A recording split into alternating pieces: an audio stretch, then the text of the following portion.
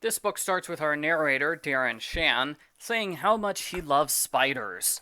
He used to dream of having spider eggs in his stomach, even though that meant he would die violently when the eggs were hatched.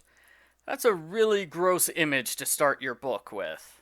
Argofunk Book Review, Argofunk Book Review. Darren and his buddies are somewhat wild, gross boys.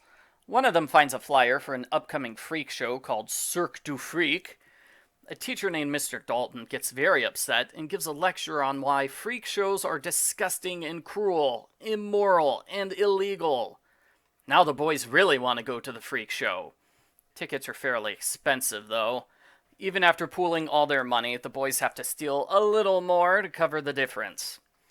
Darren can't stop daydreaming about how great the show will be, and Steve returns with bad news. He got 2 tickets, so he can only bring one friend with him. Steve picks at random. Darren's the narrator, so it's no big surprise when he's picked. Steve and Darren sneak out of the house late at night, and they go to the freak show, which is at an abandoned theater. The show lasts for about 50 pages, and it's admittedly quite scary. It is an extended sequence of people doing creepy, scary, and dangerous things. Darren's favorite part is Mr. Crepsley and his giant deadly spider, named Madame Octa. After the show, Steve confronts Mr. Crepsley. It turns out Crepsley is secretly a vampire, named Ver Horston. Steve wants to become a vampire and run away with Crepsley. Crepsley agrees to the plan, until he discovers Steve has bad blood.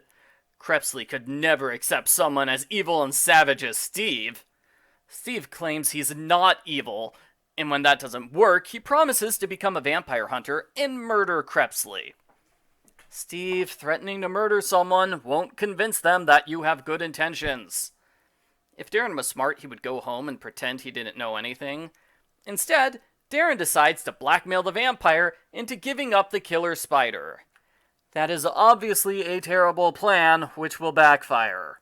Darren steals Madame Octa, leaving behind a blackmail note for Crepsley to find.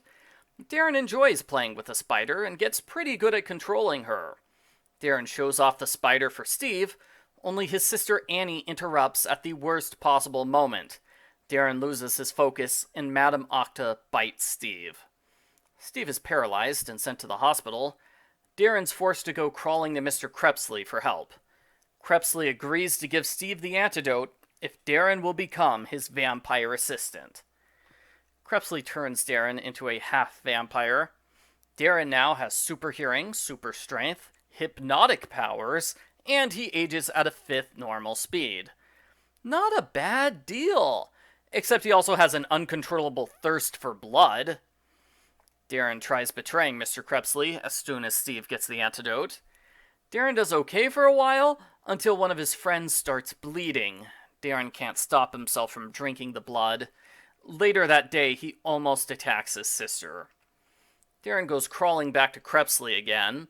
Together, the two of them fake Darren's death, using a numbing potion and extreme violence. Darren hears everything, from the discovery of his body to his funeral and burial. It's quite sad to see how everyone reacts to his death. Crepsley digs up Darren's body. Before the two vampires head off into the night, there's an angry confrontation with Steve. Steve is furious. He renews his promise to become a vampire hunter and kill them both. I'm sure Darren and Crepsley will have to look out for Steve in the sequel. The end. Post-book follow-up. This certainly was a scary book.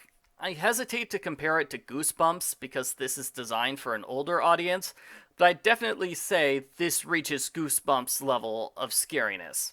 Especially the long freak show segment. That was all scary stuff for the sake of having scary stuff. Darren warns readers that this is a true story. It's not, but I like how the book pretends it's real, to the point where Darren is given credit as the author. Some editions of this book give it the subtitle A Living Nightmare. The series is called Cirque du Freak, or The Saga of Darren Shan, depending on who you ask. Overall, I'd recommend this book if you like scary stuff. It's a YA horror novel about a kid who goes to a freak show, kidnaps a spider, and becomes a half-vampire. I feel like that summary is enough for you to know whether or not you'll like the book. I won't say the book is perfect, but it does a very good job of accomplishing its goal of being a creepy, scary spider vampire story. I give Cirque du Freak number 1, A Living Nightmare, a 9 out of 10.